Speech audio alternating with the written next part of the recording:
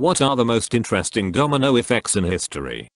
From Wikipedia, this is probably my favorite that escalated quickly. In 80 AD, Flavius Josephus recorded the first known incident of mooning. Josephus recorded that in the procuratorship of Ventidius Cumanus, 48 to 52 AD, at around the beginning of the First Roman-Jewish War, a soldier in the Roman army mooned Jewish pilgrims at the Jewish temple in Jerusalem, who had gathered for Passover, and spake such words as you might expect upon such a posture, causing a riot in which youths threw stones at the soldiers, who then called in reinforcement. The pilgrims panicked, and the ensuing stampede resulted in the death of 10,000 Jews. Star Trek Voyager was not as well received as previous Star Trek series. In 1997, producers decided to add a new character in an attempt to boost ratings. Actress Jeri Ryan was brought in to play Seven of Nine. Jeri's frequent separations from her husband, Jack Ryan, due to her acting schedule contributed to their decision to divorce in 1999. In 2004, Jack Ryan became the Republican nominee for an open Senate seat in Illinois. During the campaign, the proceedings from Ryan's divorce became public and contained details of his ex-life that did not make him look good.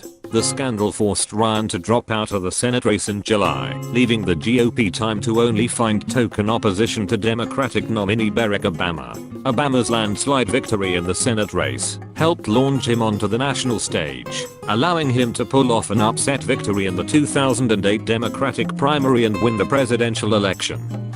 George Lucas really wanted to make a Howard the Duck movie, and after ROTJ, he had the pull to do it. But Howard the Duck lost George Lucas so much money that he had to sell the animation part of Lucasfilm. He sold it to Steve Jobs, and it later became Pixar. During the First World War, in an attempt to destabilize the collapsing Russian Empire, the German Empire allowed safe passage for known revolutionary Vladimir Lenin from his refuge in Switzerland to the Finland station in St. Petersburg. Roughly 30 years later, Nazi Germany would be beaten into the ground by the armies of the Soviet Union, the nation Lenin had successfully formed before his death. Germans done goofed. Matt Groening's comic Life in Hell caught the attention of James L. Brooks, who wanted to adapt it as a short for the Tracey Ullman Show. Groening was afraid of losing the rights to his characters, and that the show would fail and take down his comic. He pitched a new idea. While waiting in lobby of James L. Brooks' office, he came up with the idea for The Simpsons and quickly sketched the family out and pitched that instead. As we all know, The Simpsons became a huge success and has been going on for more than 30 years and is the longest running American primetime scripted television series with over 662 episodes and many Emmy Awards. It never would have happened if Groening hadn't been afraid. The domino effect of the media/movie streaming industry is fascinating. Netflix starts as the DVD mega business. They try to get bought out by Blockbuster, but Blockbuster doesn't make the right offer. Netflix gets into streaming. Blockbuster's entire business collapses. Now there are a handful of companies competing for the space that Netflix revolutionized.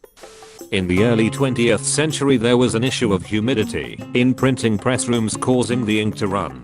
A man named William Carrier invented a dehumidifier to suck the moisture out of the air, and it worked. The ink dried faster and stayed dry, and as an unseen side effect it kept the rooms cooler too. Thus the precursor to the modern air conditioner was inadvertently invented. At first it was only used for industrial purposes, and it wasn't until after WW2 that smaller units were manufactured and made readily available to the public. This led to a huge migration of city-dwelling folks from the north to more rural areas. Conservatives retirees were settling in the south without having to worry about discomfort from the heat and/or heat-related injuries for the elderly. This caused a huge shift in electoral college votes from north to south. Another side effect of air conditioning was when it started being put in movie theaters. Before, being crammed in a room with a bunch of other sweaty people to watch a movie just wasn't enjoyable. Once theaters could be cooled, it became way more popular to go to when it was sweltering hot outside. Thus, the summer blockbuster movies became not only a device for entertainment, but also a way for pop culture to shift the political climate. During the Vietnam War there weren't very many pro-military movies, since the general population was pretty much against the war. It wasn't until George Lucas came out with the Star Wars trilogy that people were able to enjoy heroic stories of battle and triumphing over evil. It was around the second Star Wars movie that a man named Ronald Reagan was campaigning his plans on how to deal with the evil empire known as the Soviet Union. The Democrats, in an attempt to make his missile defense plan sound silly, dubbed it Star Wars. This had the opposite effect because people thought it sounded cool. People also resonated with the rebels trying to overthrow an oppressive government the same way that Ronald Reagan was taking on big government in America. In 1980, Ronald Reagan was elected president. So in an effort to keep ink smearing on the pages of newspapers in the printing press room, it set off a domino effect that led to Ronald Reagan being elected 40th president of the United States.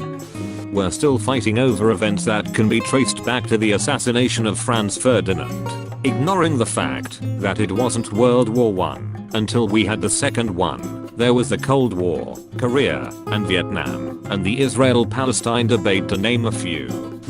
A reduced honeybee population creates a domino effect in the food chain. Alfalfa, a crop that is pollinated by honeybees, plays a crucial role in keeping our environment healthy. Researchers have claimed that the extinction of just one animal has the potential to create a domino effect that could result in the extinction of many more species. Because alfalfa is the main food source for dairy cows and a secondary food source for beef cows, sheep and horses, the decline of alfalfa yield could be a devastating blow to the dairy and beef industries. Without enough alfalfa to feed livestock, they could become endangered or even extinct. Columbus discovered the West Indies. Pizarro followed him in South America. Spain bring potatoes to Europe. It becomes the main food of poor people in Ireland. The Irish potato famine in 1845 lead to a massive migration to the EUA. The Kennedy family arrive in 1849. The moon in 1969. British officers in India during the 18th century were eating quinine powder to treat their malaria. The powder was so bitter they mixed with their club soda. They brought it back to the UK and they started putting it in their gin. Hence gin and tonic. A kid failed the entrance exam to an art school and now hentai is real. When Margaret Beaufort was a baby, the king promised her father she could inherit her father's wealth if he would fight in an upcoming battle if something happened to him. He fought and was taken prisoner and died. Margaret got that fortune and was determined it would pass through her lineage. A few decades later, King Richard passed a new law that said a woman's wealth passed to her husband, not her descendant. Margaret was by this time on her third husband and had an only son by a previous marriage, and the thought of her husband inheriting her father's legacy instead of her son pissed Margaret off. Margaret was a lady in waiting and that gave her access to a lot of information. She started conspiring with Elizabeth Woodville, mother to the princes in the Tower. They conspired to overthrow the king, making a deal that Margaret's son and Elizabeth's daughter would marry. They gathered support, passed on secrets, and that led to Margaret's son, Henry Tudor, roofing King Richard and establishing the Tudor dynasty and the British monarchy eventually being stable enough that they focused on other things like exploration. The fall of the Aztec and Incan empires, caused in part by the conquistadors, led to massive reforestation in areas that were once designated for cities and farmland cleared for crops/animals. This led to a massive fall in carbon dioxide in the atmosphere, which brought about around 200 years of excessively cold winters in Europe, leading to a mini ice age which ended around 1750.